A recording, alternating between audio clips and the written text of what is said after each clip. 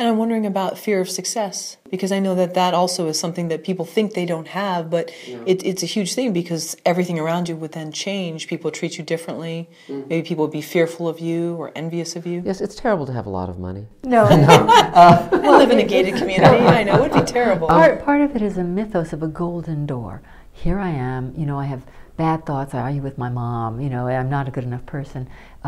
But if I go through the golden door, everything will be changed and wonderful, and I'll wake up with my hair in order, and it's all going to be great. And it's this fear of this great transition of something that you can't come up to, or people will be waiting for you to fall.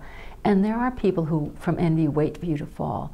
But if you don't see life as this, that you can always fall on your face, but just that you are who you are, and you're just struggling on a slow, uphill struggle. There'll always be downs, but that you can always fight your way back up.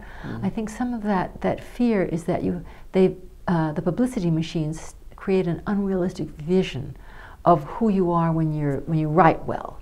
Like you're suddenly a celebrity and you're this different person. And no, you're the same schlubby person, but you write well, But let me jump in on this a little bit, because there's several things about this.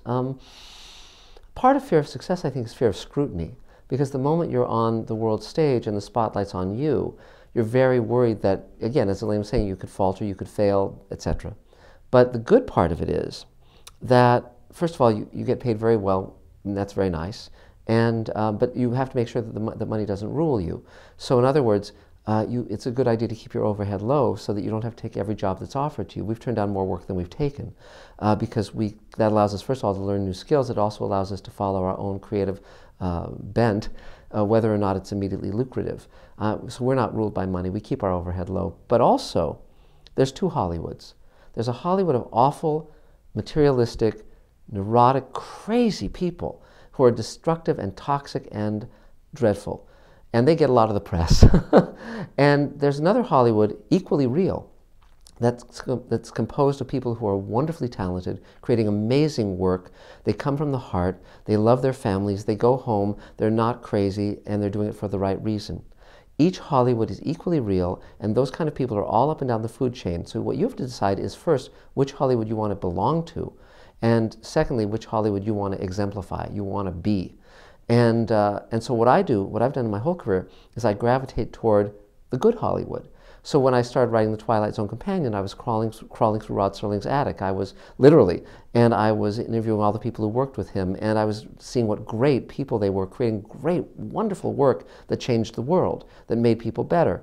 Then I wrote the book with Guillermo del Toro, and one of my mentors was Ray Bradbury. So I was deliberately choosing people who, first of all, I could learn from, but secondly, who reinforced my belief that you could be a good person, you could speak from authenticity, you could be kind and compassionate, and that would not destroy your career. In fact, it would make your career better. You had a greater chance of succeeding by being authentic, by being genuine, by being loyal and honorable, than if you were some kind of Hollywood snake. Again, I think some people believe they have to turn themselves into monsters to succeed. The exact opposite is the truth. And I think that that's a very hopeful realization, because you don't have to betray yourself or other people in order to succeed. But there is a definite fear among people that they're going to be found out. If you're doing really, really well, they'll find out that you're really not that good. Yes. And and that really terrifies people. Oh, and what if I'm found out? But sometimes it eases one's burden to know that that's what most people feel, that they're going to be found out, no matter how famous they are, no matter for how long, they're eventually going to be found out for not being that amazing. Well, but again, this is where it's so useful to interview these hugely successful people, these wonderful, brilliant artists, because you see what happens when they have rejections, when they have disappointments. There was this guy who he wanted to be a writer, and he wrote a script, and he sold his script. He had his first big sale to the networks. And so he traveled from Ohio to New York to have his first meeting with the producer and the director and all the actors around a table. And he dressed up in a suit and a tie, and he had a briefcase, and he went in to meet with them. And the meeting went really well, and he said everything just right, and the meeting came to an end, and he shook their hand, and he's headed for the door, and he was so nervous that he missed the door, walked into the wall, and dropped his briefcase, and his briefcase sprang open, and his socks and his underwear sprang out. So blushing furiously, he gathered up all the socks and the underwear, put them back in the briefcase, stumbled out into the corridor, into the hallway, and thought to himself, how can I ever face these people again?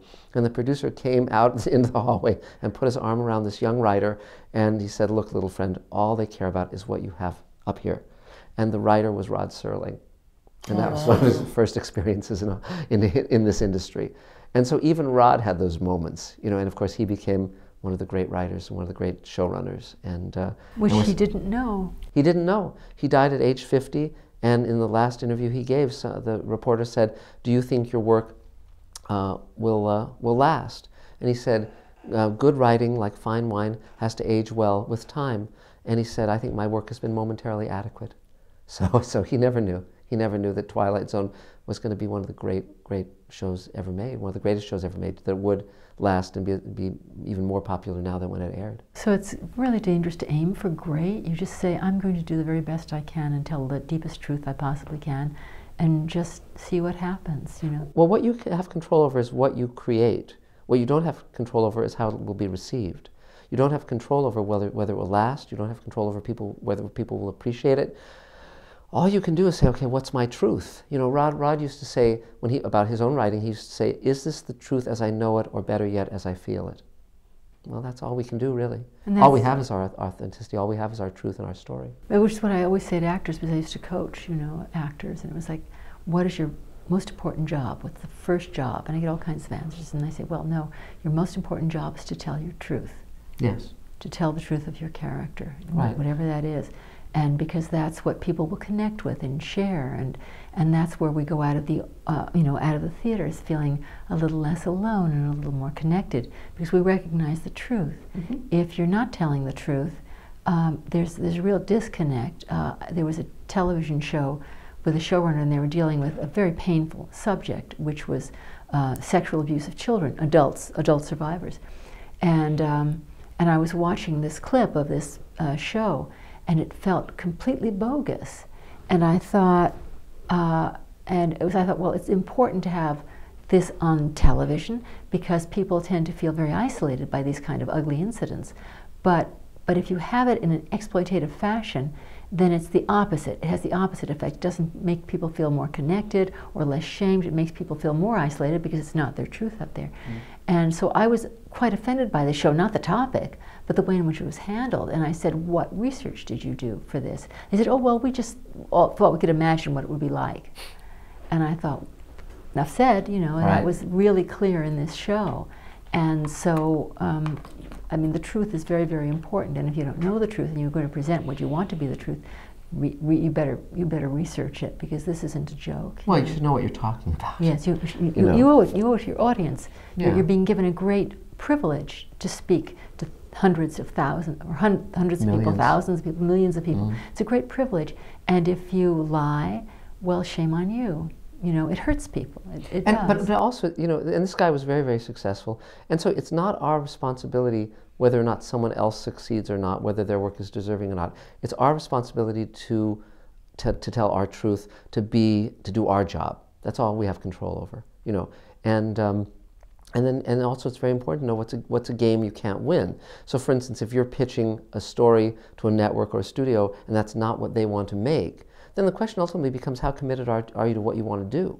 Because at the end of the day, you have to decide what you're going to create. And if you say, okay, because as I said, we mentor many, many, many people, and we've done so for many years, and most people give up at the slightest resistance. And it's very important, if you're actually going to create something worthwhile, to have a backbone, and to say, okay, look, someone once asked me the secret of my success, and I said I don't give myself an out. That means that if I say I'm going to do something, I have to do it. And sometimes it's hard, and sometimes it's harder.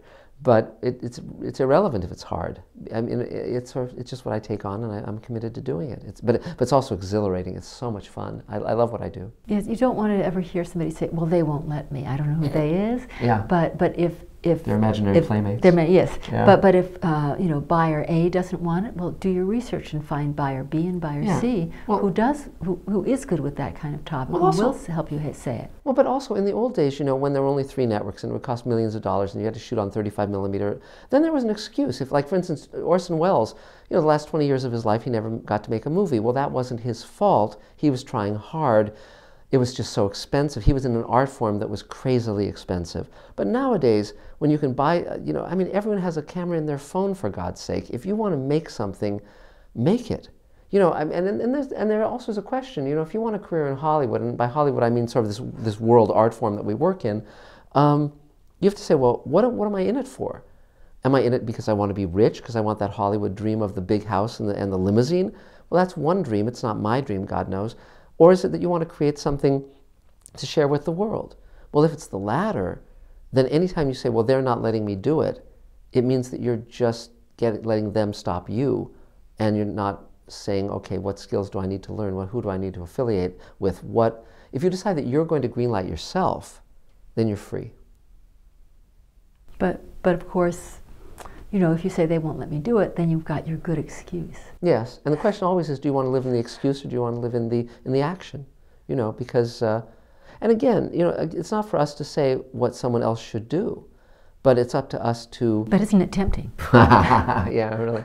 But no, but it's up to us to be authentic, and if we inspire others, that's great. If someone hears any of what we're saying and says, well, gosh, let me take a crack at this, let me try, you know, and you know, if you try and you keep trying and you find the way through the door, then, you know, you usually do quite well. There was another friend of mine who, he decided he wanted to be the greatest writer who ever lived.